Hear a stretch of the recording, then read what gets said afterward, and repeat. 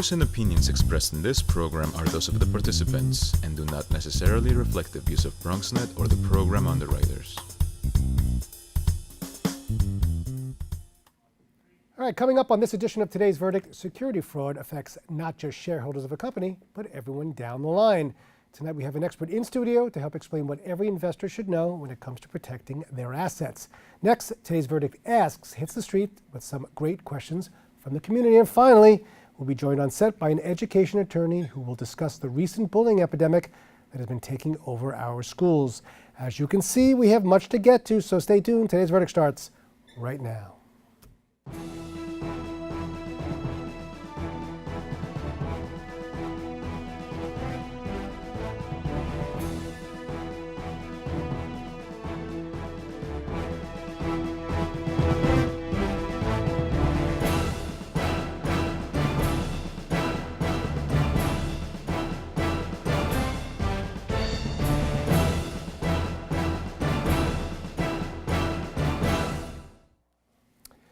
Hello and welcome to Today's Verdict, a live and interactive show that gives you your legal rights and options. I'm your host and trial attorney, David Lesch. Today's Verdict is always encouraging you to stay connected. Make sure to tweet us at Today's Verdict and hashtag Ask Today's Verdict if you have a question.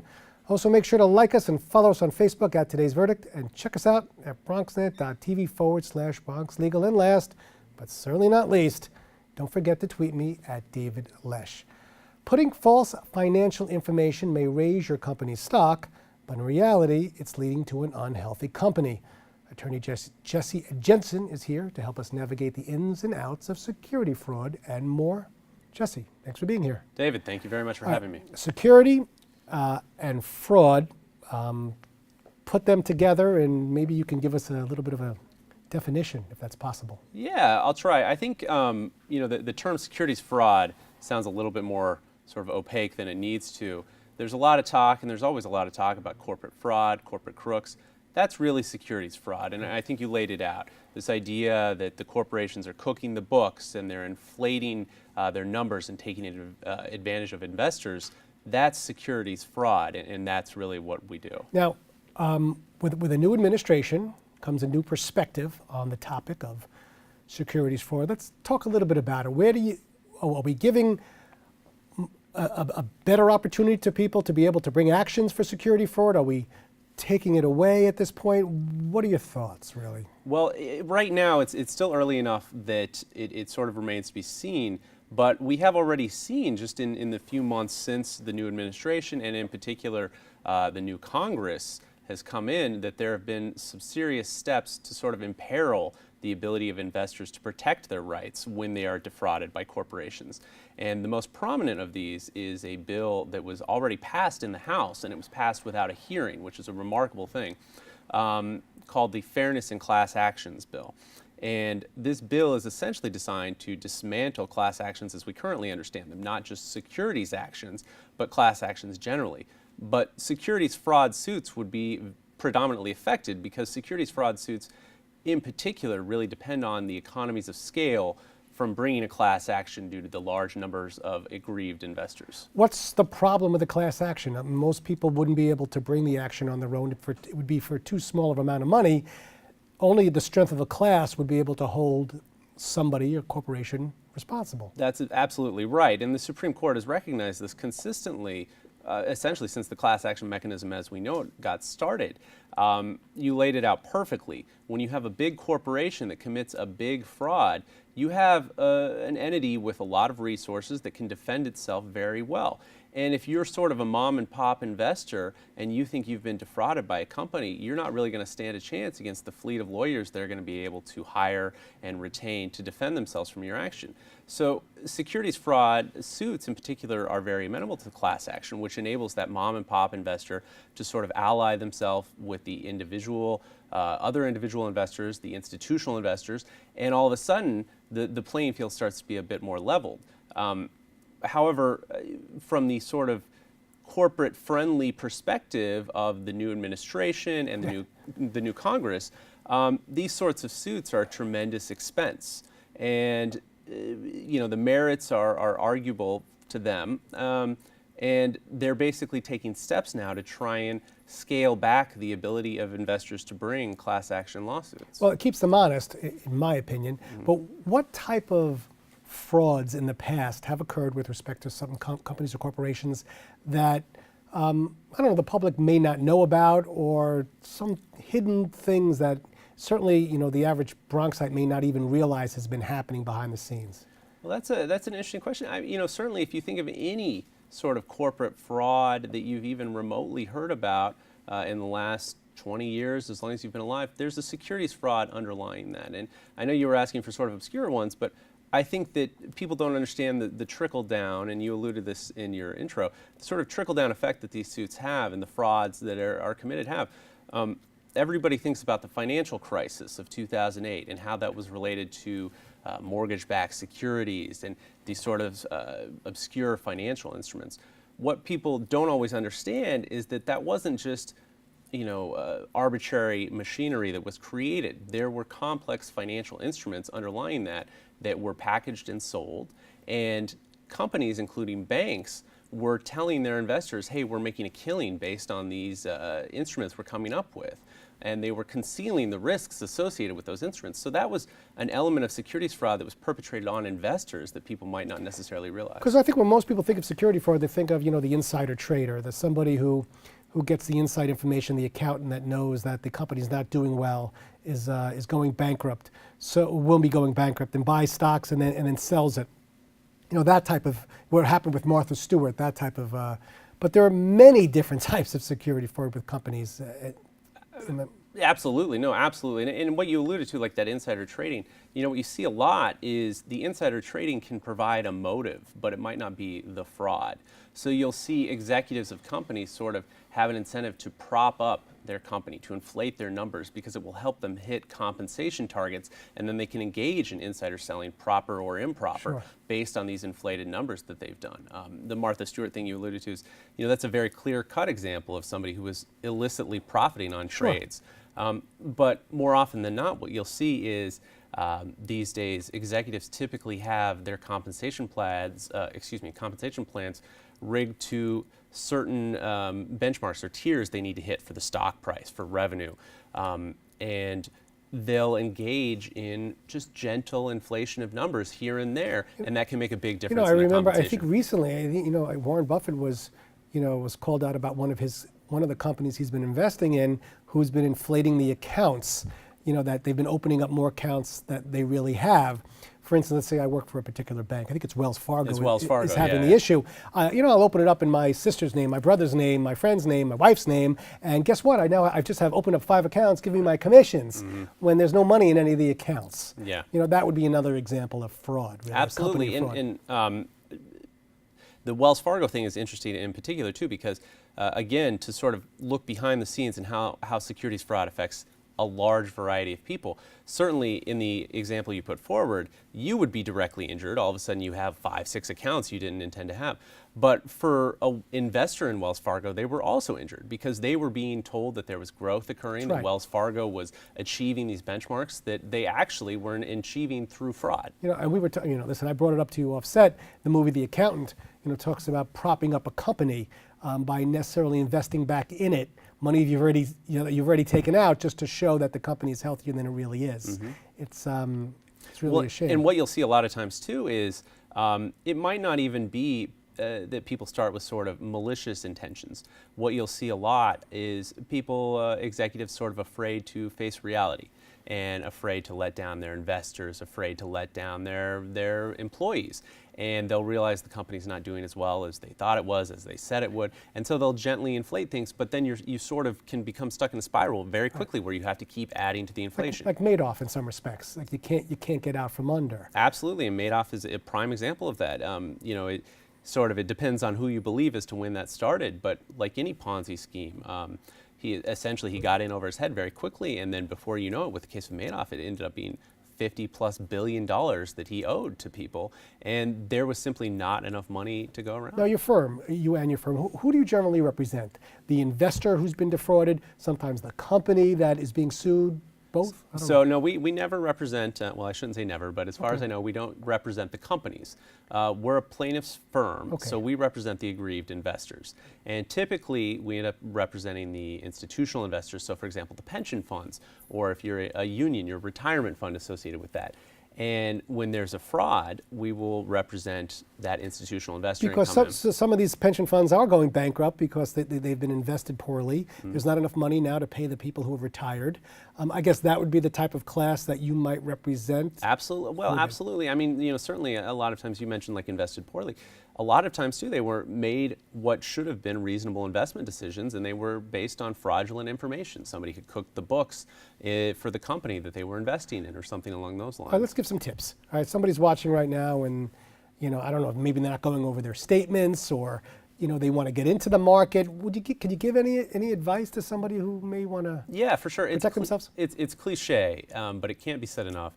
If it sounds too good to be true, it probably is. And I think that's all the more the case when you're dealing with stocks and financial statements and things that I don't think most people have the time or commitment or education to really dig in and understand. If somebody comes to you with an unbeatable investment, it's never lost, you really need to think, why isn't everybody doing this? What am I going to get? What makes me so special?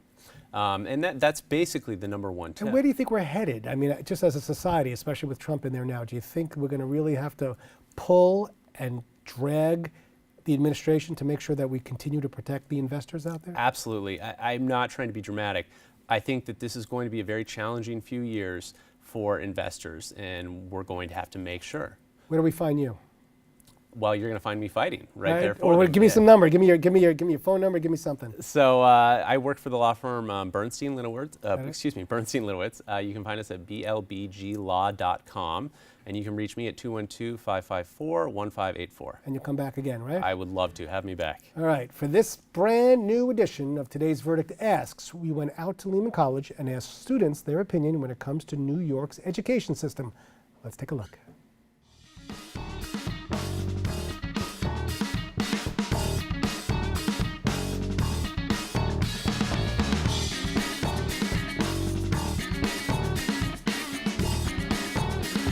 Well, as a student, I just really look forward to professors who are really passionate about the subjects that they're teaching, because that motivates me to really be interested towards my major. So I'm a health science major, so I really love when my biology professors are really know their things well, because it's going to help me later on.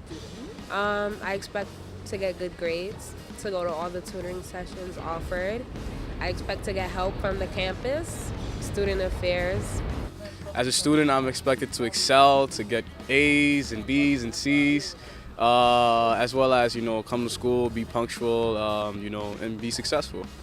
To have very good grades and be able to understand the class and the professor be down to earth and they teach well. Of course, go to school, learn about the different opportunities you have here. Also to, improve myself as a person as well, pick the path I should be on in life, and college is the first stepping stone in that. I expect to come to school, feel safe.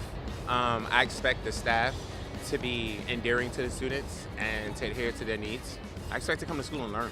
More student and faculty communication, I guess. More of that, and also tuition. Lesser tuition.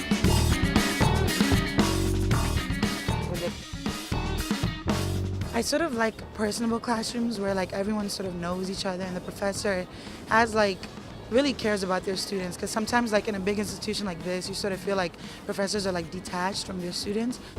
I'd like to see more advisement. I think professor be more flexible when they come to teaching, and exam format be more understanding. And sometimes a lot of professors, they try to pile up everything together, and then knowing that we have a lot of classes, they don't seem to understand that. If any changes, it will have to be regarding the benefit or the benefit for the student, in the sense that we can have resources more accessible or anything that has to do with passing with a great grade.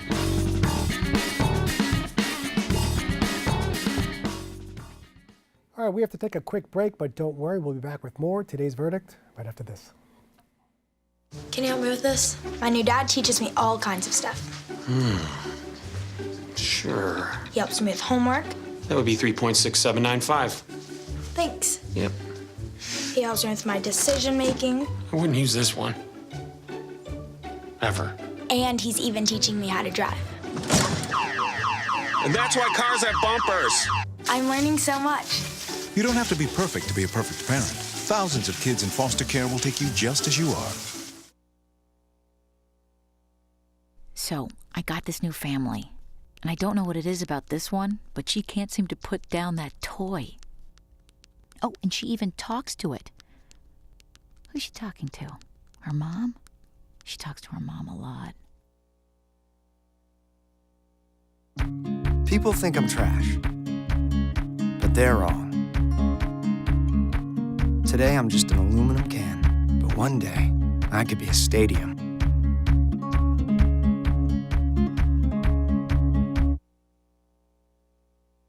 I grew up in the housing projects of Cleveland. I didn't even know that life could be any better than it was. Education for me has been a way to get away from the agony of what was normal life. I want to be able to impact the community, not just look back on where I came from, but to reach back to where I came from and pull some people up with me. My name is David, and I am your dividend. All right, welcome back to Today's Verdict. I'm your host, David Lesch. We are always encouraging you to stay connected. Tweet us at Today's Verdict. Most students are not sure as to their legal protections. With a recent outbreak of bullying and brawls, we thought it was a great topic to tackle. Joining us tonight to let us all know more about students' rights is education attorney Marion Walsh. Hi, Marion. Hello, David. Thank you for having me. Marion, when you walk into school, they don't hand you like a constitutional book telling you what all your rights are? No. They should. They should, but you do get a student handbook, which does list your student rights and responsibilities. It is important for both parents and students to have a copy of that and to read it. Let's talk about some of the basic rights you would think you would have. Are we talking about junior high school, high school? Do we have to break it down? Well, you really have to break it down K to 12 and even older for students with disabilities up to age 21. And then you have to look differently at college because colleges have different responsibilities. Remember, public education is an entitlement. Okay. It is a right of every student. As you know, it's the American dream. Every parent wants their child to do the best that they can. Every student wants to do their best. So it's so essential to get a good start and to know basic protections. Students do have, for example, their basic constitutional rights. They do not shed their constitutional rights at the schoolhouse door. They have First Amendment rights that includes rights to be safe on reasonable searches and seizures. Let's start there, okay? Reasonable search and seizures, I'm thinking lockers. You know, your locker was always your one place that no one was supposed to go into and take a look. Does the school have a right to break into your locker and take a look what's inside? It's a right of privacy, isn't there? Well, if they have reasonable suspicion about some kind of contraband or some kind of school rule being broken, they do have the right to search a locker because lockers are school properties. So that is, rights are not always intuitive. Even though students have rights, the school district has rights also. That's why it is important for students to understand whenever that. I'm thinking of, you know, right of privacy, I'm always thinking of, can the teacher go into your pockets? Can the teacher go into the book bag? That type of thing. How much rights over your own body do you have? More than an adult? Less? I don't know. Well, the rule is for a school, like an adult, there has to be reasonable suspicion both at the inception of the search, and the search has to be reasonable in scope. So, for example, if a school hears a report that a student has contraband or illegal drugs, they would be allowed to do a search. That search could be limited to outside clothing, but extreme measures such as strip searches have been ruled unconstitutional. Well, let's say I say, you know, I'm, I don't know, 13 years old. I say, well, you know what? Before you look into my pockets, I want a lawyer. Or I want my mom here. Can you do that? Or they can say, no, we're not, no mom, no lawyer, I'm going into your pockets. They actually, in most cases, they can. It's not always the best practice because it's better to have a parent there, but schools can do that, especially if there's a danger. There's a danger to the school, exactly. So schools have a lot of authority over their students. I'm fascinated by cell phones. Can you bring them in if you want them? Can they ban them? And if you do bring them in, can you photograph what's going on? That's a very complicated issue. Every school has their own policy on cell phones, and usually it is related to whether it's elementary school or high school. Some schools allow students to bring them in, but not to have them in class. And then there can be, if students bring it out in class, they can be either taken away or just removed. Today, a lot of students are texting all the time and taking pictures of everything. And take a picture of an exam. Yeah. There are so many things you could take pictures of that could certainly influence the way it's a big problem. You participate in school. So right, exactly. You're in gym, and bodies are developing. There are lots of different ways you could breach somebody else's privacy. It's a very significant issue, and schools, it's almost out of control, and it's hard for school districts to stay on top of it. But students often can bring their phones to school, but there are going to be rules on it, and every school district's going to have their own policy. Give me another example of maybe some other rights that you would have as a student. Well, students do, as you mentioned, they have the right to privacy. That means their educational records stay private. The school district cannot release them to outsiders unless they have parental consent up to age 18, and then student consent after age 18. So that is really important to note. And just so we're clear, Marion, there's a distinction between private school and public school. We're really just talking about public school right now. Yes. Private, you would think more, less? What do you think? Private schools have much more controls and actually do not have to grant students their basic constitutional rights because they're not receiving federal funding. They're not. They have their rules, which the students have to abide by. They have the right, for example, to expel students for not following their rules. Public schools in New York cannot expel students and cannot even suspend them without due process. So public school is an entitlement. Private school is not. It's really based on the contract. Let's talk religion. Right? And when I was in school, I said the Pledge of Allegiance, to God. Right. Didn't even think about it. I was expected to when I stood, and I did. Right. What's going on now in religion in schools? Well, is God even mentioned? Do you have to can you force a student to well, we have a basic separation of church and state in our country under the Constitution. So schools as public entities cannot endorse religion, so you cannot force students to engage in prayer. You cannot, even though the Pledge of Allegiance is not religious, it is an expression, so you cannot force students to say the Pledge of Allegiance. Students do say it in school, but the student can refrain from doing that. What about, headwear? I don't know, yarmulkes, shawls, whatever else. Can you wear? Can they ask you not to wear these certain things? Well, that's if a student has a religious belief that they are wearing a hat or wearing any kind of burqa or right. They have the right to wear that. But the school can set certain rules based on what's safe or what's a hazard, or, for example, if it's disruptive, if there's other issues with the dress. But So certainly, many issues. I wonder if you could demand kosher food. I mean, there's so many ways you can go with religion. there's so many issues. Yeah, but I think the basic rule is the students can exercise their free religion in school, but it can't interfere with the rights of others. So there's always a balance in school. Let's talk about books. Banned books. Are there banned books? Can you read whatever you want in school? Well, teachers set the curriculum, and the school board does have the right to set curriculum, and under New York law, they do have the right to endorse programs. In New York, we don't see a lot of banned books, but and I think it's always a mistake to ban a book, in my opinion. I remember reading Animal Farm. There's certain books, Catcher in the Rye. I don't know if you would even allowed to even mention Mein Kampf in a particular setting, whether you could even read a book like that. Right. But I think as a society, we don't really want books to be banned. No, we don't. And often when the teacher is reading a controversial book, they will seek permission from the parents and let them know the students are going to be discussing this, just so the parents are aware, which is helpful. Okay, your typical student arrives at school, first day, I don't know if it matters, 3rd grade, 6th grade, or whatever. Some advice to the parent, maybe, that they should be looking out for to make sure that the child is protected. Tips about their own rights? Well, I think it's very important, as I mentioned, for parents to understand even the basics of the student handbook, know what the expectations of the school is for your child. And also, it's important, you mentioned bullying and harassment, and that's a really important topic for every parent to be aware of, because you don't always know that your child is being bullied, for example. Students don't always tell their parents because they're afraid, or they may feel like they're subject to retaliation. So if you see any signs in your child of any kind of decline, a lot of stomach aches, a lot of headaches, a lot of missing school, for example, you may want to ask for the school to investigate and communicate with the teacher. In the school, as a parent advocate, you should start first with the teacher. Then if that doesn't get you at the right spot, talk to the principal, and then you can go higher up to the district, to the assistant principal, then to the superintendent, and then to the school board, and then further. Now, I have some past experience in this in terms of the type of law I practice. The school many times will ask you to fill out accident reports or write things down as to who's bothering you or bullying you, and sometimes sometimes it's to protect the school as well. Any advice to the parent to tell the child about being careful about what you sign, what you don't sign, what you say? Getting the names of everybody, maybe? That's very tricky. And if parents, first of all, I think parents do need to get the information from their child, which is hard to do. And the school districts may interview the child. The parents may ask to be present. As I said, the schools do not have to let the parents be present, but it is a good idea to be present. And make sure your child is telling the truth, because not that children mean to lie, but children may have a different perspective and may not want to get their friends in trouble.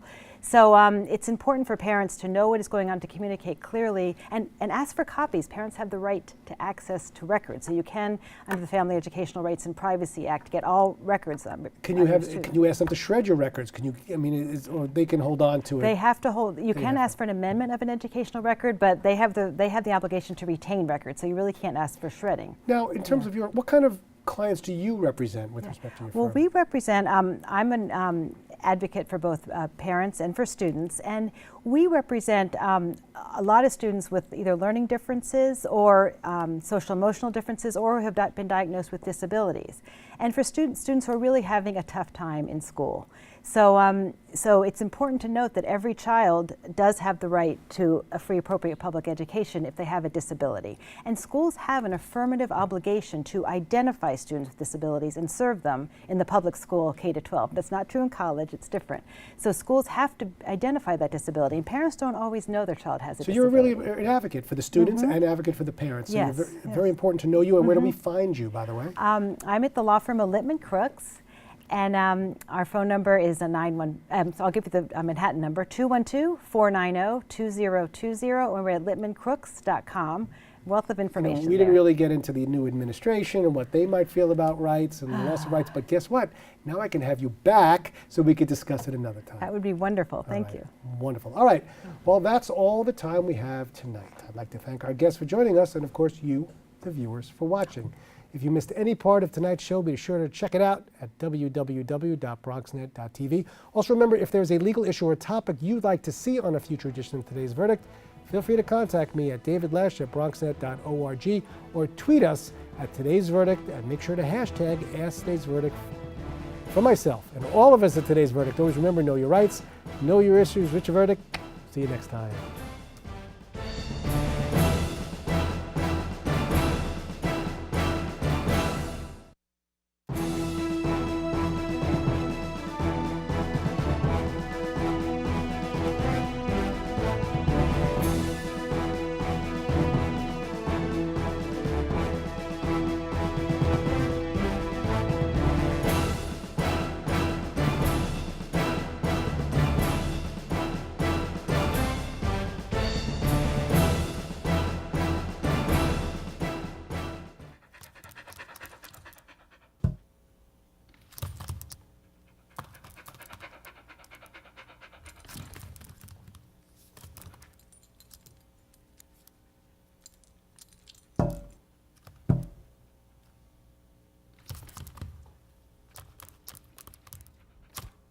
There's a shelter pet who wants to meet you. Meet one today. Visit theshelterpetproject.org. Adopt.